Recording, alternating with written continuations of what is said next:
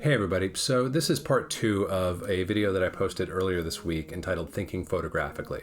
In this video, we're going to look at some hands-on application of those 5 fundamentals that I talked about in the prior video. If you haven't seen that video yet, the part 1, you definitely want to check that out first. This is going to make a lot more sense and you're going to get a lot more out of it with the context of the concepts and fundamentals that we were talking about in that prior video. So there's a link down below for that if you haven't checked it out, and assuming you have, let's dive in. So the first thing that we talked about was to work in a log space, which is what we're doing right now. The only thing that's happening to this image right now is I have a downstream transform, which I talked about in the video, that's moving me from my log space into my display space, into my Rec. 709. This is not a guess, this is not an opinion, and I'm not doing it with primaries and knobs. I'm doing it with color space transforms, which we'll go into in another video, but suffice it to say that I'm taking myself from my log working space into my display space. And you can see that flipping on and off here. This doesn't look particularly lovely right now, but it is accurate. It is prepared properly for the display that we're looking at it on a Rec. 709 display. So that's what I'm talking about when I talk about working in a log space with a downstream transform. Everything else we're going to do in this video is going to be happening upstream or to the left of this node that I'm flipping on and off. So that's number 1, work in a log space. Now we're going to go a little bit out of order because this is the way that I like to tee things up when I'm actually setting up a grade for a real job. We're going to jump from item number 1 to our final and 5th item, which was to use a good print stock. As we talked about in the video, you can build a print stock in any number of ways. You can use a combination of primaries and contrast, saturation, warming, cooling, curves, anything that's going to give you a global unified look that can live on all of your shots and help visually glue them together in one world. In my case, I'm going to work with what I call my print plugin, which is a custom tool that I've built for this purpose. And I want to walk you through the components of this plugin just so you can get a feel for what it does. So you can obviously see when I flip on and off here, that's the net effect of the print plugin. It's a big heavy hit of contrast, but there's a couple things going on in addition to that contrast hit that are worth highlighting kind of one by one. So I'm going to drill into my print plugin and we're going to walk through each of those pieces one by one so you can kind of see the way they work. So obviously our first piece, our curve intensity, this is just my contrast. This is probably the most noticeable of the 3 parameters. You can see a lot happening when I run that slider from left to right. That's just giving me what I would call preferential contrast. This is not technical contrast. This is just a contrast level that I like. I might not want to go all the way to 100 for any particular job, but I think it looks awesome on this image, so that's exactly where I'm going to park it. And this becomes my global creative contrast. I may still want to adjust contrast on an individual shot basis, but this is giving me my baseline so that instead of starting with this and having to crank contrast in on almost every shot, I'm starting here and it's closer to the middle of what I would want to see for contrast on any image. Next thing up is the split toning. I actually want to grab a still of this first instance before I move on, and now I'm going to push the split toning in.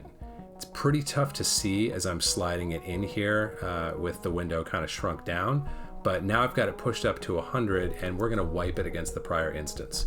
The split toning is basically adding a custom push of blue cyan into the shadows and kind of a red gold into the highlights, and it's easier to see if I wipe it. So let's make sure we're wiping the full frame here. And I'm going to go full. So this is without the split toning, this is 0 split toning, and this is 100 split toning. In this image, the net feels like it's maybe just kind of cooling things off globally, but that's because this image happens to live more in the bottom of the signal range. So that blue cyan push in the shadows is maybe more noticeable or more prominent than the warm gold push in the highlights.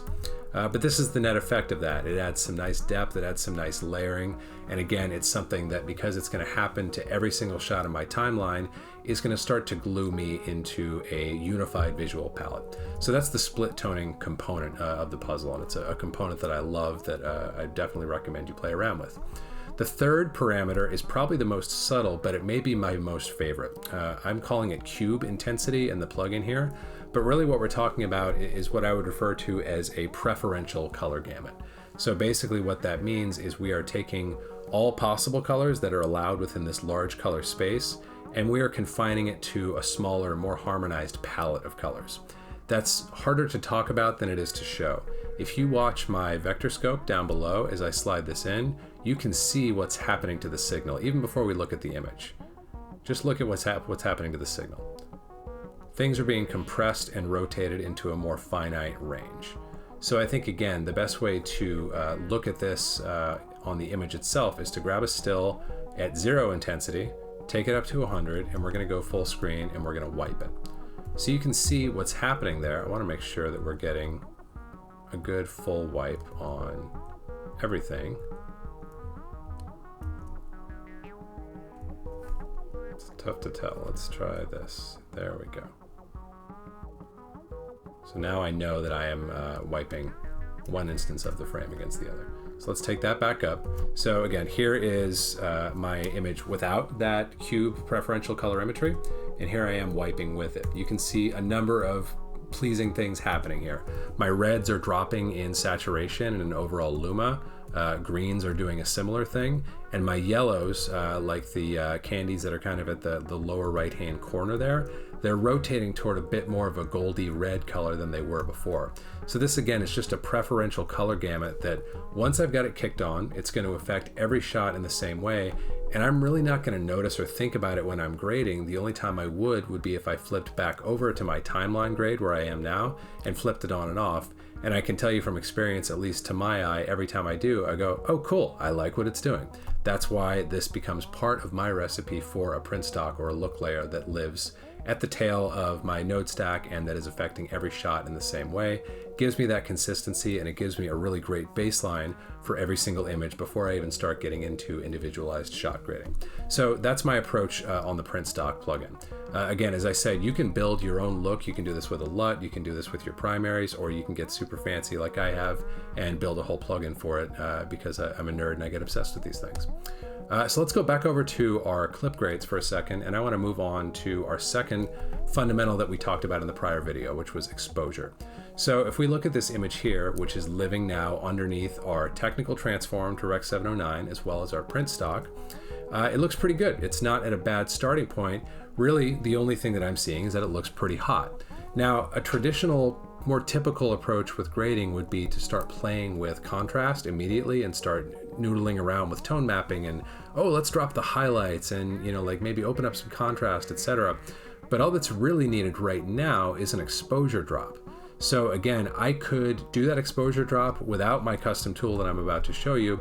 I could simply do that with my offset. As long as I'm in my log space, that's going to behave very similar to the iris of a lens. But I want to use my exposure tool mostly because it allows me to think in terms of stops, and it also allows me to communicate that way. So if a filmmaker who I'm working with says, hey, let's try dropping it by a stop, I don't have to guess at that. I can just key that value in and see what that feels like. So let's go full screen on that and look at that adjustment. And I think coming down a stop is actually pretty nice on this image. So that's the exposure component of it. It's the ideal foundation, as we discussed in the other video, for getting into more fine-toothed adjustments subsequently to start with a really good exposure. I didn't need to adjust contrast on this image so much as I needed to move the exposure about a stop under so that I'm not blowing and clipping quite so hard outside while still holding the interior without getting too dim and shadowy. So that's kind of the approach with exposure rather. Let's talk next about Kelvin, which was another one of our talking points, another one of our fundamentals in the prior video. We want to use objective color temperature. We want to think in terms of objective color temperature before we reach for our RGB balls and start getting all artistic. There's nothing wrong with doing that, but it needs to come downstream of a simple, unopinionated, non-subjective Kelvin adjustment as our foundation. So you can see I've already got my Kelvin plugin turned on here. If you didn't have access to my plugin, the best route would be to use Resolve's Chromatic Adaptation transform. You could do something like enter in a start value of 5600 Kelvin and tell it you want to go to 3200 Kelvin or vice versa. But what I like about my plugin is it doesn't need an original value. It just wants to know, hey, how many degrees warmer or cooler would you like? So that's the tool we're going to use here. And you can see I've already got an adjustment set up on this for about 500 degrees of cooling. So let's go full screen and I'm going to show you what that looks like. Here's the naked image, and here's my 500 degrees of cooling. Now, the great thing about this is it's unopinionated, it's non-subjective, and it's the exact same result that I would have gotten if I adjusted this color temperature, if I adjusted the rating of the camera on the day.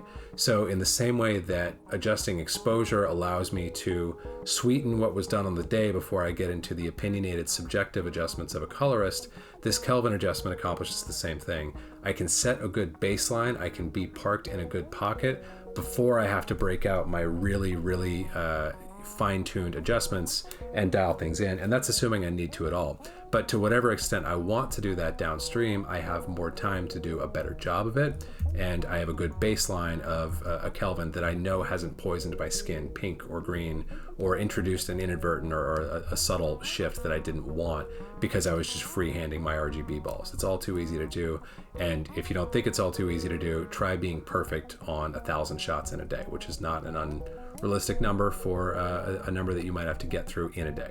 So anything that can save you your eyes and save you on needing to make the subjective guesswork on shot after shot after shot is your friend for sure. So that's the Kelvin adjustment there.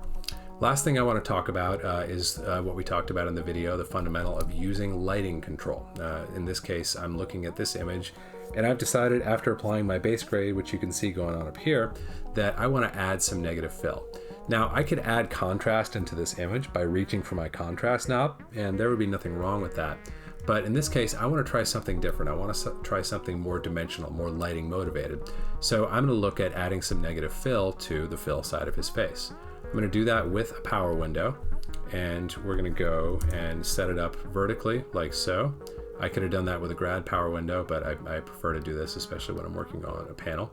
And then we're just going to rotate this slightly to go with the contour and dimension of the frame. I'm going to widen this out like so, and we're going to go nice and soft on the feathering, just like you would be getting if you had brought some negative fill in on set.